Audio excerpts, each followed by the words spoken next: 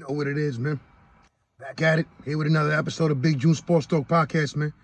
Where sports discussion becomes sports debate and so on and so on, man. If you're new to the channel, hit that like button. Hit the subscribe button. You know what I'm saying? It's your boy Big June, a.k.a. Papa, the legend, the myth. And, you know, just here to drop jewels as far as, you know, the sports world is concerned, man. You know what we do on this platform, man. We do the good, the bad, and the ugly. Everything and anything associated in the sports world, we touch on this platform, man.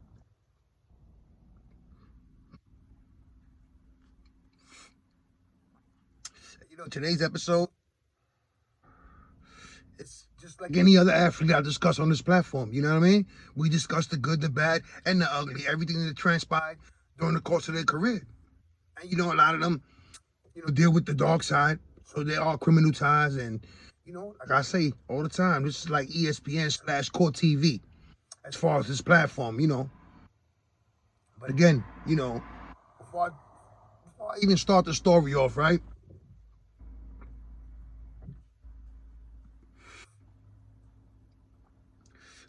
I just want to clear up something. As far as Anchor app and all that Anchor, right, that was going on. I haven't dropped a new episode on Anchor due to the fact that, you know, they got some subscription going on where you have to pay $4.99 or something like that. And, you know, as far as my listeners and followers was going that been supporting me through Anchor and Spotify, that's been a free platform. So, you know, I'm trying to get it back to being free. But in the meantime, I haven't dropped the final installment of Who's the Greatest Big Man. The final part, you know, part 3. And I will, and I want to apologize for the delay. But I know that, you know, when you click to go hit the episode, it was normally free. So, you know, I want to make it free again. And, you know, right now, me and Anchor are on. So, you know, I'm doing the thing on YouTube as far as that. You know, subscribe, support this channel, and, you know, let it be known, man. As far as the sports, man, we talking everything, man. We do boxing, basketball, football, baseball. You know, it is what it is, man. And this episode right here, you know, it's titled The Macho Man. You know, the Hector Macho Camacho episode. And, you know, let me drop a couple of nuggets, man, before, you know, I even start giving you the numbers and, you know, get into his career and all that, right? You know, growing up, obviously, if you knew who I was from school or the penitentiary, you know, my last name is Camacho. So growing up, you know, as soon as someone recognized my last name, they always associated it with, you know, the late, great Hector Camacho. Or you related to the boxer, or you know, mimicking the boxer, and you know, just asking me, well, you know, Hector, you know, whatever, you know, after a while, you know, it went from being annoying to like, you know, almost like a honor, like, you know, admiring, just knowing that, you know, the name associated with a world champion. And, you know, it's a beautiful thing when you embrace who you really are. So, you know, no, we wasn't related. Yes, we both, our last names were Camacho. And it is what it is. Now, here's another thing. You know, a friend of mine's, you know, close brother, goes by the name of Danny. A lot of people in my neighborhood of Bushwick know him as Madball. Rest in peace. You know, he's buried in St. Raymond Cemetery in the BX. So, you know, one time we went out there to pay respects and, you know, just show our brother some love. And, you know, so all of our surprise, who's laid right across, I mean, literally across from my brother, our fallen brother, Danny.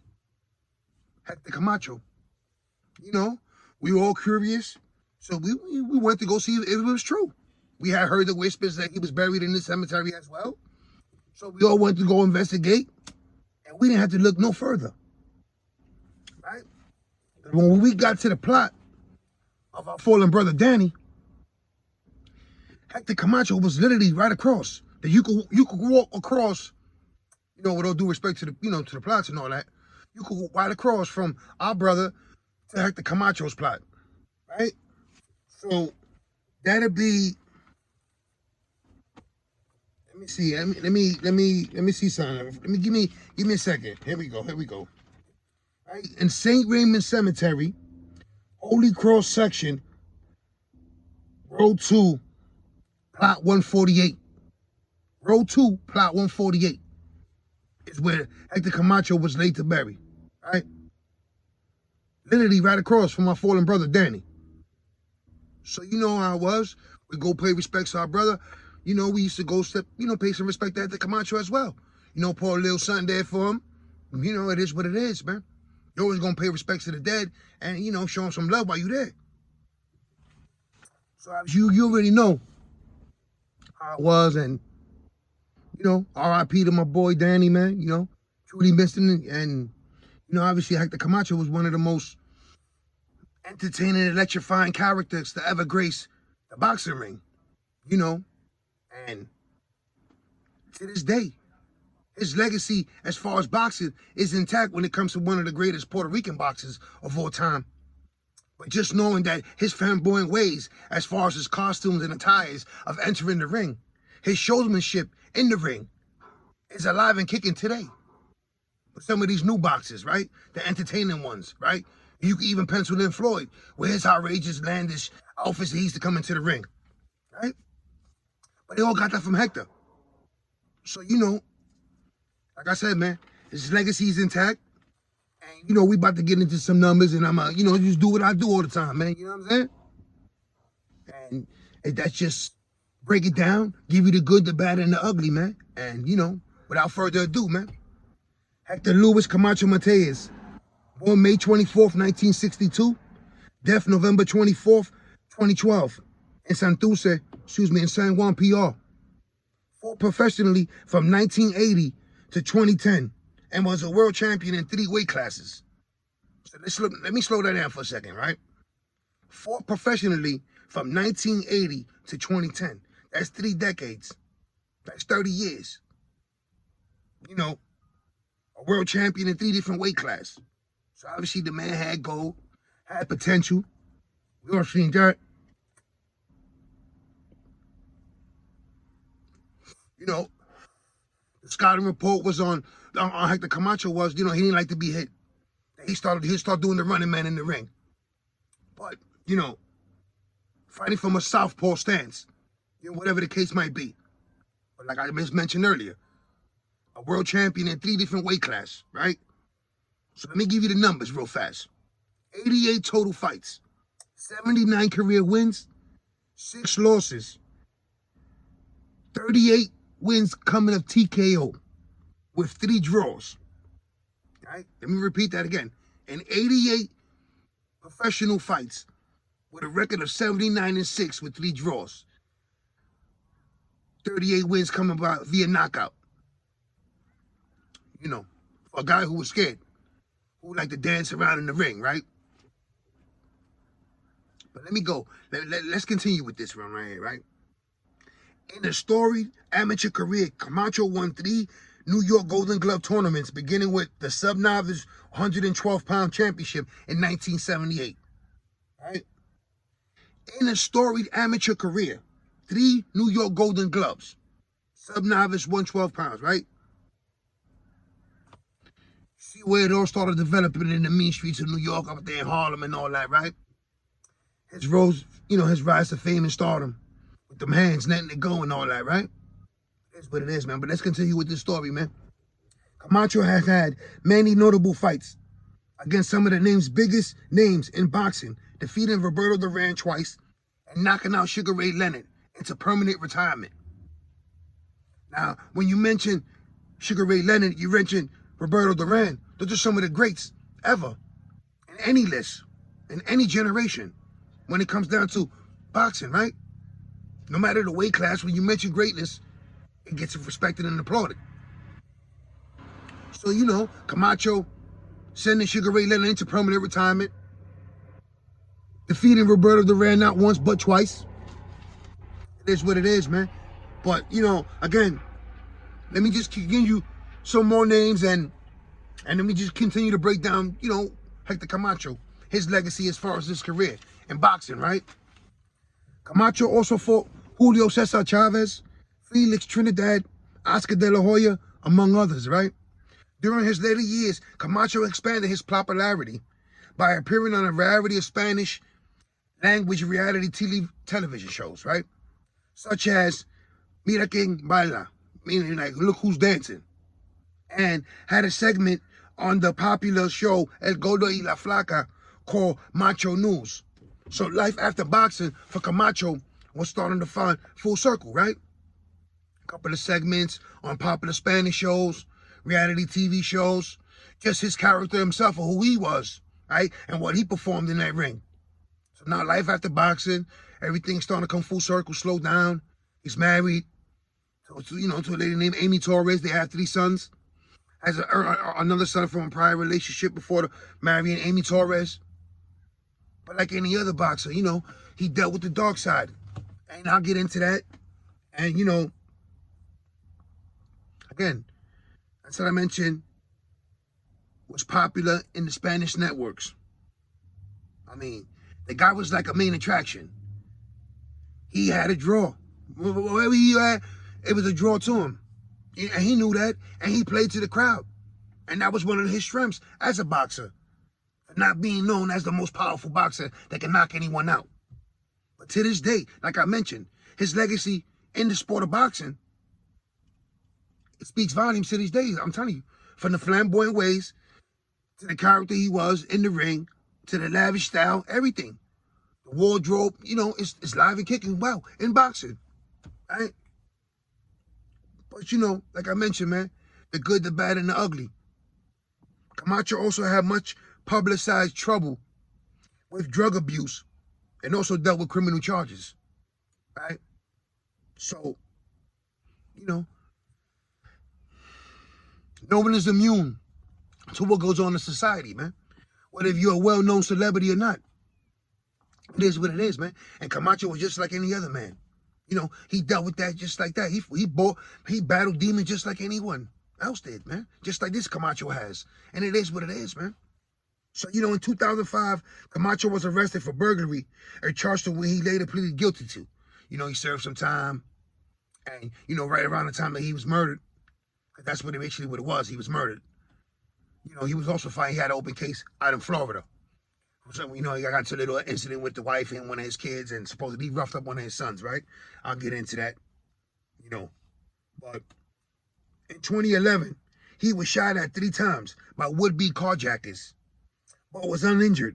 In late 2012, Camacho was awaiting trial in Florida on charges of physical abuse towards one of his sons, like I just mentioned. So, the legal problems that he had followed him throughout his amateur career to professionally till he retired. And now, the trouble was still there. The drug abusing was still there. He got shot at 3 times by would-be carjackers, and he escaped uninjured on this event. And it's just crazy knowing that, the lifestyle that he lived. But, I'm just going to continue going with this one here, man. On November 2012, Camacho was shot and seriously wounded while sitting in a car outside a bar in his hometown of Bayamon, Puerto Rico. The driver, a childhood friend of Camacho, was killed in the shooting. Camacho died 4 days later after he was declared clinically brain dead. So, like I said, at a bar, joined some drinks, him and a childhood friend, sitting in the car, whatever, Camacho had a history of doing cocaine. Who knows what he was doing at the bar or waiting outside the bar. But he was shot, wounded, right? His friend died, whether it's DOA or at the hospital. 4 days later, after being clinically proved brain dead, his mother decides to take him off the machine, right? Take him off life support. It's over for the Macho Man, right? One of the greatest to ever, or one of the, however you want to go about his career. One of the best entertaining boxers of all time, right? So, childhood friend also gets killed. Everyone has an ending of how we want to leave this earth. Some of it is good, some of it is ugly. And after lying in repose for 2 days in Santurce, Camacho remains were transported to New York for burial at the request of his mother, which I mentioned in the earlier episode, right? In the beginning of this episode. He's buried in St. Raymond's Cemetery in the Bronx, right across from my fallen brother, Danny, a.k.a. Mad Boy, for my Bushwick heads, man. You know what I'm saying? Shout out to Bushwick, Brooklyn. That's the hometown and would always be. You know what I'm saying? So let me just give you a little rundown on his sons. Yeah, Hector Jr., who was also a boxer and a world champion. He had Justin, born on December 1st, 1989. Christian, born in 1992. And Tyler, born in 1998, who was also a boxer. So out of his 4 sons, 2 fought, and 2 are also professionally fighting. So, you know, it's in the DNA, it's in the pedigree, right? Hopefully they don't have to battle some of the demons that their father did, right? On March 2011, ex-wife, one of their sons, were living in Orange County when an argument with the boxer got the neighbor's attention. Alarmed by what he was hearing, the neighbor was hearing, he summoned the police over, right? It's like when a charge, I'll tell you, he had open while he was murdered, before he was murdered, right? He was awaiting trial on the charges in Orange County, Florida, right? Several sports journalists, analysts, and experts from all over have praised Camacho's skills and influence in the boxing world. Journalists Rafael Becario and Francisco Valaqueso, president of the World Boxing Organization, agreed that Camacho was among the top 5 Puerto Rican boxers of all time, along with Wilfredo Benitez, Felix Tito Trinidad, and Wilfredo Gomez. Boxing historian Mario Rivera Martino praised Camacho, calling him a complete fighter in the lightweight division. Jose Suleiman stated that Hector Camacho, revolutionized boxing during his time. Camacho brought a lot of excitement back to boxing. He was bright, colorful, and always had gave the fans something to talk about with his walks to the ring, with his unique style of costumes he wore to the ring. You know, Camacho, along with Lupe Pinta, and Hilario Zapata, were voted into the International Boxing Hall of Fame in December of 2015, and was inducted in June of 2016. International Boxing Hall of Fame, right? Along with Lupe Pinta and Hilario Zapata. You know, all the praise, like I mentioned. Let me read that to you again. Camacho brought a lot of excitement to boxing. He was bright, colorful, and always gave the fans something to talk about. With his walks to the ring, including the unique costumes he wore. You know, the man was flamboyant, a great showsmanship, a true great character ambassador for the game of boxing. When you look at how it transcended over the years, you know, this is one of the first ones that was doing it. They called him arrogant, cocky. But here we are in 2022. And his legacy, what Hector Camacho started, is alive and well. It's kicking. You know, inducted 2016 in June, International Boxing Hall of Fame. Great prestige and honor for himself. So he was awarded for his career. You know, it is what it is, man. I told you, man, on this platform, we always do the good, the bad, and the ugly, man. Everything and anything associated with the sports world, we discuss on this platform, man.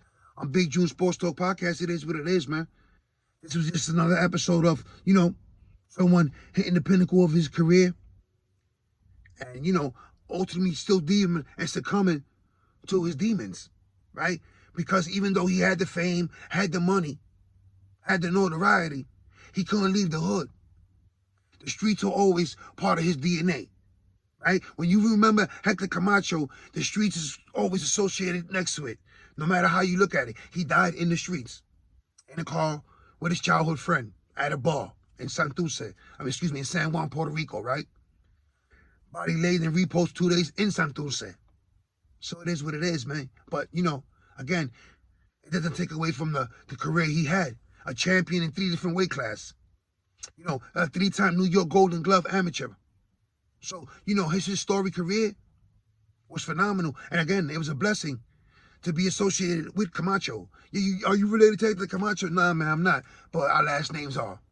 And it is what it is. And, you know, the next time I'm out there in New York, and I do go pay a visit to my fallen brother Danny, you already know what I'm going to do. I'm going to pay one to Camacho as well. I'm going to pour some out for the homie. This is what we do, man. And, you know, Again, man, I want to apologize for the delay in between episodes. You know, your boy just working, putting them hours in his new job, and, you know, it's a beautiful thing when you can provide for your family, man. But as far as this YouTube, I'm going to keep going, I'm grinding, have some patience with your boy. I'm trying to work through the kinks with Anchor so I can keep dropping these episodes through the audio. And, you know, it's a beautiful thing when I get together, we try and talk sports, man. But if it's the good, the bad, or the ugly, man. So, you know, this Macho Man episode, man, this Hector Camacho episode was long overdue. And, you know, someone, you know, it's time to give these flowers out, man. And that's what I'm continue to do on this platform, man. And, you know, a lot of times, you know, people get criticized, or you might say, like, oh, why is he choosing this one? Why did we do an episode on this guy? Because this is what sports was about. You know what I'm saying? These are the characters, or these are the athletes that I grew up on, you know, that I admired from afar, well, no matter what sport it was. And Hector Camacho was one of the greatest entertaining boxers that I've seen growing up. And I'm giving him his flowers even though he's not here right now. And, you know, again, I want to apologize for what's going on Anchor and Spotify. I'm trying to rectify that. I'm going to continue to work and grind. Just keep having some more patience with your boy. I'm going to hit you with another episode. Again, you know, it's you know, it's a good thing that, you know, as far as these episodes coming, and, you know, I'm leaning to, should I drop the Derek Jeter, or should I hit y'all with the Sandman? You know, the Mariano. I know I promised y'all the Splash Brothers, and I'm going to hit y'all with that too. It's a lot of beautiful episodes and tough decisions I got to make, man, as a sports fan, of what episode should I drop next, man. But it's, you know, again, I love it, and, you know, I won't have it any other way right now, man. Soon, the numbers will start responding, and it is what it is. I ain't worrying about that. I do it for the love right now. You know what I'm saying? I just love talking sports, the good, the bad, and the ugly. Everything and anything associated with the sports world. This is what I touch on this platform, man. It's your boy Big June. Before I sign off, man, to all my family and friends out there in New York, man, stay safe, stay sharp, stay blessed, stay alert, man. I'm out of here, man. One.